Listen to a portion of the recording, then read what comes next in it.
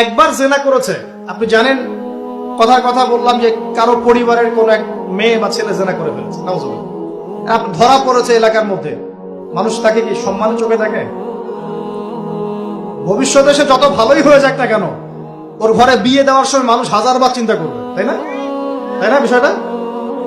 মনে করেন একটা মেয়ে জেনা করে ফেলেছে, আল্লাহ না করুক, নাউজুবিল্লাহ, এটা জানাজানি হয়ে গেছে, ওর ঘরে কি বিয়ের প্রস্তাব আসবে পরে?